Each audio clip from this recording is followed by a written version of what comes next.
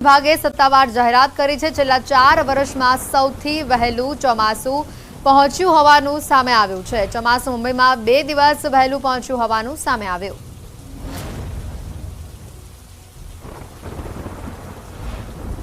ચોમાસું મુંબઈમાં 2 દિવસ વહેલું પહોંચ્યું હોવાનું સામે આવ્યું। અત્યાર સુધીમાં પહેલીવાર એવું બન્યું છે કે ચોમાસું વહેલું પહોંચ્યું હોય અને ત્યારે ખેડૂતો માટે અહીંયા રાહતના અને આનંદના સમાચાર એ છે કે હવે ચોમાસું ગુજરાતથી ફક્ત 150 કિલોમીટર જ દૂર છે। ઘણા ખેડૂતોએ પાક વાવણીનું આગોતરું આયોજન પણ કરી લીધું છે। હવામાન વિભાગે આ સત્તાવાર જાહેરાત કરી છે। ચોમાસાને લઈને અંબાલાલ પટેલની પણ મહત્વની આગાહી સામે આવી છે। તારીખ 10 અને 11મીએ મુંબઈમાં ચોમાસું આવી જશે। 12 જૂન સુધીમાં રાજ્યમાં અનેક ભાગોમાં વરસાદ પડી શકે છે। દક્ષિણ ઉત્તર સૌરાષ્ટ્રના ભાગોમાં આગાહી છે। 21મીએ બંગાળના ઉપસાગરમાં ડીપ ડિપ્રેશન ઊભું થશે। 21 જૂને ભારેથી અતિ ભારે વરસાદની આગાહી કરવામાં આવી છે। અરબ સાગરમાં પણ લો પ્રેશર બનશે। અંબાલાલ પટેલની આ મોટી આગાહી સામે આવી છે। ચોમાસાને લઈને તેઓએ આગાહી કરી છે। ટૂંક સમયમાં ચોમાસાનું આગમન થઈ જશે। તારીખ 10-11 સુધીમાં મુંબઈમાં આવી પહોંચે। મુંબઈમાં દક્ષિણ મહારાષ્ટ્રમાં ભારે વરસાદ થવાની શક્યતા રહેશે। લો લાઇન એરિયામાં જળભરાવ થવાની શક્યતા રહેશે અને તારીખ 12 સુધીમાં લગભગ દક્ષિણ ગુજરાતના ભાગો, દક્ષિણ સૌરાષ્ટ્રના ભાગો, મધ્ય ગુજરાતના ભાગો, ઉત્તર ગુજરાતના ભાગોમાં પણ વરસાદ થશે। કેટલાક ભાગમાં હળવાથી મધ્યમ વરસાદ થવાની શક્યતા રહેશે।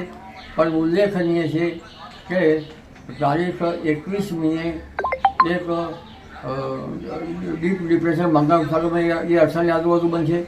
અરબ સાગરમાં પણ લો પ્રેશર બનશે। તો ગુજરાતના ખેડૂતો માટે પણ અહીંયા આનંદના સમાચાર આવી રહ્યા છે। ચોમાસું હવે ઠુકડું આજે મુંબઈ પહોંચી શકે છે। ચોમાસું હવામાન નિષ્ણાંત પરેશ ગોસ્વામીની આગાહી। નૈઋત્યનું ચોમાસું અને પ્રી મોન્સૂનની આગાહી કરી છે। મહારાષ્ટ્રના પુણે સુધી નૈઋત્યનું ચોમાસું પહોંચી ચૂક્યું છે। 14 જૂને ગુજરાતમાં ચોમાસું વિધિવત દસ્તક દઈ શકે છે। આજથી વાતાવરણમાં પલટો પણ જોવા મળી શકે છે। રાજ્યના કેટલાક વિસ્તારોમાં વરસાદી માહોલ જોવા મળશે। જે આ ડીપ ડિપ્રેશન અરબી સમુદ્રની અંદર છે એ નૈઋત્યનું ચોમાસું ગુજરાતમાં આવે એ પહેલા ગુજરાતને અસર કરવાનું છે। એટલે 9 થી 14 જૂન દરમિયાન પ્રી મોન્સૂનના એક્ટિવિટીના ભાગરૂપે સૌરાષ્ટ્ર મધ્ય ગુજરાતમાં હળવાથી મધ્યમ વરસાદો હશે અને અતિ તીવ્રતા સાથે દક્ષિણ ગુજરાતની અંદર 9 થી 13 જૂન દરમિયાન વરસાદો જોવા મળે તેવી શક્યતાઓ હશે। અને આ જે પ્રી મોન્સૂન એક્ટિવિટીના વરસાદો હશે એ પણ ગાજવીજ અને ભારે પવન સાથે નોંધાય તેવી શક્યતાઓ હાલ અમને દેખાઈ રહી છે।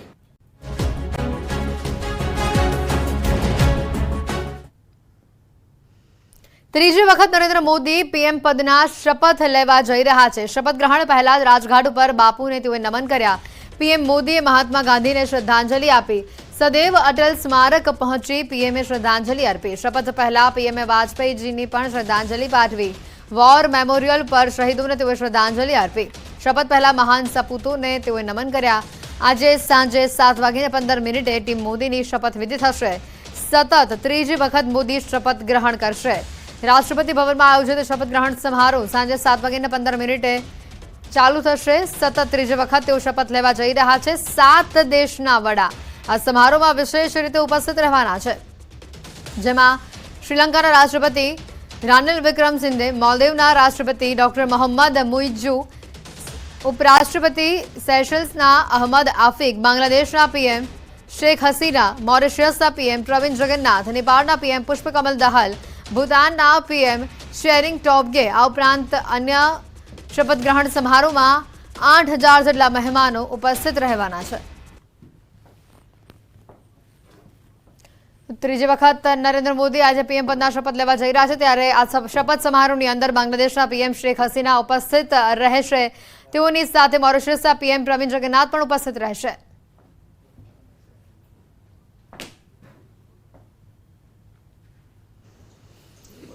सभी जो बीजेपी के और सभी जो इंडिया के अलायंस पार्टनर है उनके सभी के मंत्री जो है तो मतलब आज माननीय नरेंद्र मोदी जी का तीसरी बार प्रधानमंत्री पद का शपथ हो रहा है। ये देश के लिए बहुत बड़ी अभिमान की बात है, गौरव की बात है। और तीसरी बार प्रधानमंत्री बनने का मौका आज किसी को तो नहीं मिला था, खाली पंडित जवाहरलाल नेहरू जी को में मिला था।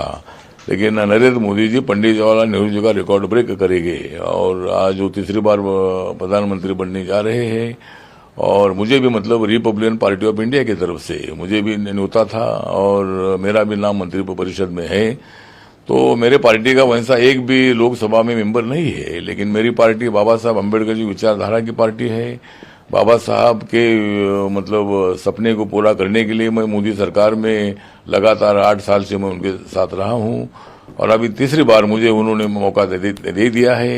ये हमारे समाज के लिए बहुत बड़ी गौरव की बात है और पूरा देश भर के हमारे जो रिपब्लिकन पार्टी के लोग हैं, दलित समाज के लोग हैं, अम्बेडकराइट लोग हैं, ये बहुत खुश है कि भाई मुझे तीसरी बार मंत्री पद का मौका मिल रहा है। क्या आपके पास सेम मंत्रालय रहेगा या कोई दूसरा मंत्रालय? तो मंत्रालय जो भी देंगे, अभी आज तो शपथ होगी, उसके बाद का कल तय होगा किसको मतलब मंत्री पद मिलने वाला है।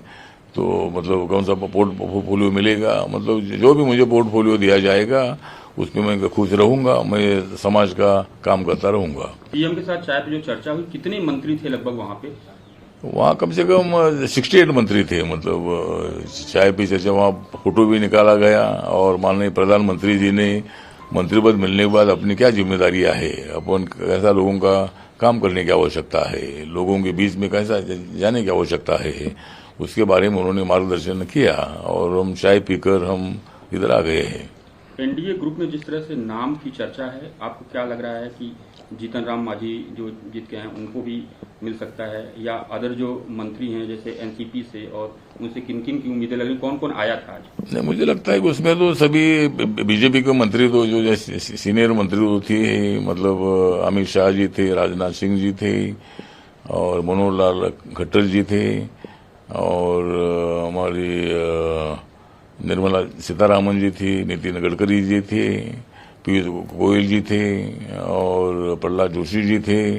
तो ये तो मतलब बीजेपी के नेता हो गए, लेकिन उसके साथ साथ मांझी भी थे, मतलब मांझी भी थे, हमारे जेडीयू से मिस्टर रंजन भी थे और उसमें मतलब जयंत चौधरी थे और हमारे चिराग पासवान जी थे। तो ऐसे कई नेता लोग सभी थे। एनसीपी और शिवसेना से? शिवसेना से जो प्रतापराव यादव जी है वो महाराष्ट्र से शिवसेना से थे, लेकिन एनसीपी से कोई नहीं आया था। मतलब एनसीपी का शायद अभी तक नाम नहीं गया है, लेकिन एनसीपी का आज के તો આ સાથે જ મહત્વના એ પણ સમાચાર ગુજરાતમાંથી 5 સભ્યો મંત્રી બની શકે છે। સૂત્રો પાસેથી આ માહિતી સામે આવી રહી છે। અમિત શાહ, મનસુખ માંડવિયા મંત્રી બની શકે છે। ગીતા મહેતા અમારી સાથે ફોન લાઈન ઉપર સંવાદદાતા જોડાઈ ચૂક્યા છે। ગીતા, 5 નામોની ચર્ચા હાલ ગુજરાતમાંથી થઈ રહી છે, વધુ પણ ઘણા નામો સામે આવી રહ્યા છે। ગુજરાત માટે મહત્વનું શું? શ્રી પીએમ આવાસ પર જે બેઠક પડી હતી તેમાં જેટલા પણ સાંસદો જેઓને મંત્રીપદ મળવાનું છે તેઓ સાથે મુલાકાત કરવામાં આવી હતી। सांसदों गुजरातना 5 सांसदों समावेश थाय छे, जेमां अमितभाई शाह, मनसुख मांडविया, CR पाटील, नीमूबेन बामणे અને એસ જયશંકરનો સમાવેશ થાય છે। હું આપણે જણાવવા માંગીશ કે પરસોત્તમ રૂપાલા ને પડતા મૂકવામાં આવ્યા છે કેબિનેટ મંત્રીમંડળમાંથી, જેઓ ગઈ વખતે મંત્રી હતા, અને દેવુસિંહ ચૌહાણ જેઓ ખેડાનું પ્રતિનિધિત્વ કરતા હતા અને જેઓ ગત મોદી સરકારમાં મંત્રી હતા, તેમને પણ પડતા મૂકવામાં આવ્યા છે। 2 મુખ્ય નામો જેઓને સાંસદ તરીકે ટિકિટ અપાઈ હતી તેઓ જીત્યા હતા, તેઓને પડતા મુકાયા છે અને 5 નામો મોદીના નવા મંત્રીમંડળમાં સામેલ થાય તેવી એક સંભાવના જોઈ રહી છે। એક સંભાવના એ પણ છે કે ગત વખતે આ મંત્રીઓને જે ખાતું અપાયું હતું તે જ ખાતું કદાચ રિપીટ થઈ શકે, એટલે કે અમિતભાઈ ગૃહ પ્રધાન ફરીથી બની શકે, મનસુખ માંડવિયાને હેલ્થ અપાઈ શકે, એસ જયશંકર ફરીથી વિદેશ મંત્રીનો પોર્ટફોલિયો સંભાળી શકે, જ્યારે CR પાટીલને કેબિનેટનો કોઈ મંત્રાલય સોંપાય તેવી એક સંભાવના જણાઈ રહી છે। મુખ્ય વાત એ પણ છે કે 2 ભાવનગરના નેતાઓ પ્રતિનિધિત્વ કરશે, જેમાં મનસુખ માંડવિયા અને નીમુબેન બામણેનો સમાવેશ થાય છે। જોકે માંડવિયા પણ બંધ હતી। આભાર ગીતા માહિતી બદલ। તો અમિત શાહ, મનસુખ માંડવિયા, CR પાટીલને પણ ફોન આવ્યો હોવાનું સામે આવી રહ્યું છે અને નીમુબેન બામણિયાનું નામ પણ ક્યાંક ચર્ચાઈ રહ્યું છે।